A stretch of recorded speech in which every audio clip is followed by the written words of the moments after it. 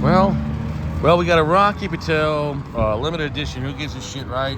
Age 2.5 years. Cello's brown. I guess luckily it was at the old price, which was $12 New York. But then again, this was not a charity cigar, but all the benefits, all the proceeds in the sense of this cigar was going to be donated to the NYTA, which is going great because New York has ridiculous cigar prices. Anyways, let's get to it. Honduran Puro.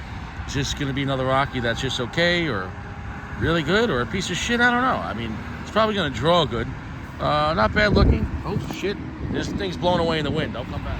Well, I just bit the cap because my cutter's at Stashes. And that's like the first time I've ever seen that happen where it's almost like, I know this is not pre-punched, but there is like a significant like hole in there, almost like if somebody punched the cigar and then they put a cap over it. So I'm not saying that happened at all.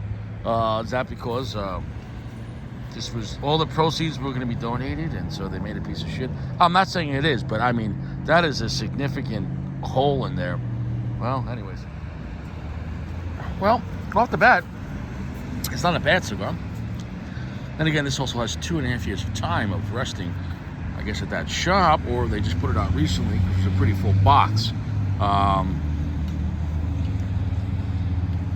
a box, but a full. How do I say this? Their cigars there are in like bins, you know, like these little. You get what I'm saying, though. Anyways, it's not bad. 65 to 70% darkness.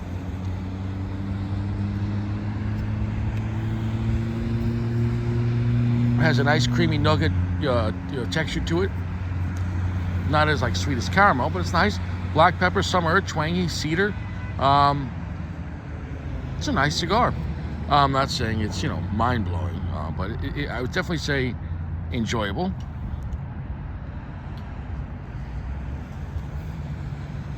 I mean, as good as Aladino, something Aladino would make out of Honduras? No. But for Rocky Patel,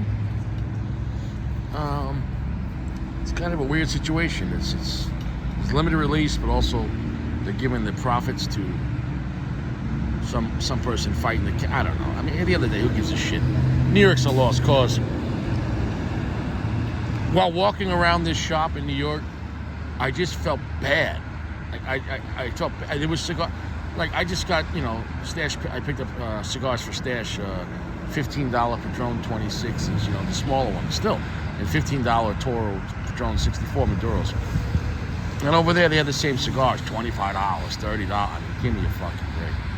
I mean, just, and then even like there was other cigars I even thought about reviewing. Some of the stuff I haven't tried, and everything was like $19, $23, $25. I'm talking about for like mid-tier shit, like some warped cigar that I never heard out of. $23.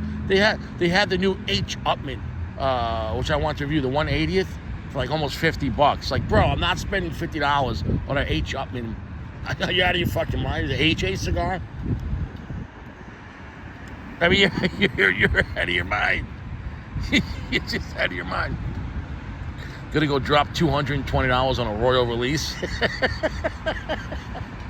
Dude, New York is so screwed. The lounges and the shops.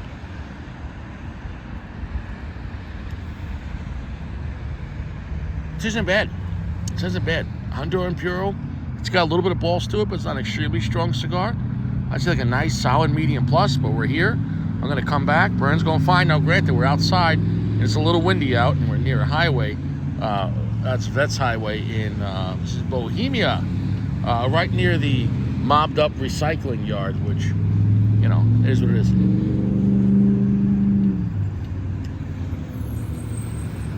Yeah, I saw this bench here by the gas station. I was like, fuck. This is a perfect spot. My daughter has a 1-hour dance class. So I had it exactly an hour. So it is what it is. Then we're going to go make steaks. We got some steaks at Lido. $6.99 a steak, which is not a bad price. New York strip steak. We're going to cook that and some sweet potatoes. So it is what it is. How's your chocha, Gio? Nobody gives a shit. Wow. Oh, God. Oh, it is what it is. Is what it is. The flavor's pretty good. It's not super heavy on the tongue, but the flavor's lasting. I'd say all in all, the cigar's a good cigar. Good to very good. At this point, when maybe we're looking at maybe a 4.4, maybe 4.5. We'll see how it ends. Somewhere in between there. So look, I mean, not every cigar you're gonna have is gonna blow you up your chocha. But it was a good blend. But if you were looking for a Honduran Puros, I would really recommend something from Aladino. Or even go with something from Punch, although Punch might have some different wrappers, but Punch uses a lot of Honduran tobacco. But I digress. But Aladino is the way to go for mid-tier Honduran cigars. Aladino, you're going to have a great time. They even had, I want to try that new Rocky Vital, the Emerald, which looks nice, and the bands are huge. Okay, Emerald, but they were like over $20. I'm not spending like $21 for a Rocky Vital mid-tier cigar. Like they might have had that in Pennsylvania, maybe for 12 or 13, but it is what it is. Maybe I'll check that out. Anyways, I'll come back later. So yeah, I can recommend this cigar, but I'm not telling you buy a box, and it's not blowing on my choach, and it is what it is. I mean, anything Aladino on the Honduran side is better than this, but it's not a bad cigar. So if you this information is just it's information, and so basically use this cigar as not a first choice, but it's not a last choice. And if you were in a pinch, if you were you're at a shop and you see it there, and there's other stuff that maybe you've already had or other stuff that you're not sure of, at least you know it's not a bad cigar. That's a good thing. Even if you're not going to smoke this, is my recommendation, which I'm not saying highly recommended, but it's good to know that way in a pinch. If you were at a place and they had it there, you're like, oh yeah, it's not a piece of shit. And that's what I try to recommend with my cigars. It's not just, not everything's going to be like, go buy a box, which you wish every cigar was box worthy. You wish every cigar wasn't a rip-off and it was, amazing. But it's not always the case. So the biggest thing we want to steer away people from is things that are expensive that really suck. That's the worst case. I'd rather a cigar that sucks that was cheap than a cigar that sucks that was expensive. And it is what it is. Well, I got some bad news. After getting like more than about 2 or 3 inches into the cigar here, the cigar got a little bit of a bitter taste. So I'm not going to recommend this cigar. It wasn't bad in the beginning, and it felt like a decent mid-tier cigar that I wouldn't highly recommend. I wouldn't say pass. After getting past the halfway point, no. Construction, smoke, burn, everything's going fine. So consistent rocky quality on the construction part in the draw, which is very important. But I can honestly say the latter half of the cigar from the second, third on, I would have rather gotten Aladino. I was going to get into Aladino 5x44, I think it was. I don't think I ever reviewed that size.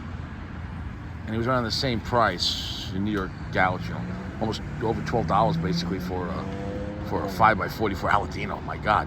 But anyways, I should have gotten that. But I didn't review the cigar before. I reviewed the Aladino, but I don't think that size. That's on me. Pass on the cigar. Pass. Forget about it wasn't bad in the beginning. I could have recommended it from good to like okay, but for it to kind of go to dog shit in the latter half, that's kind of sad. If it would have just stayed the same, it could have stayed at a 4.4, which was not a bad good cigar, but it kind of got undesirable.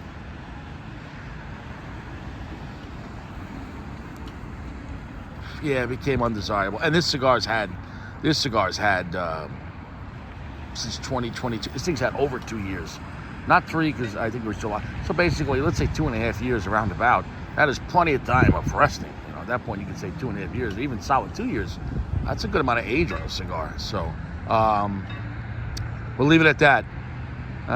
The Rocky Patel, whatever the fuck the name of this thing was, pass is what it is. See you later. It's a nice sunset at least, right? Nice sunset. Pass on it. See you around. Stay fresh.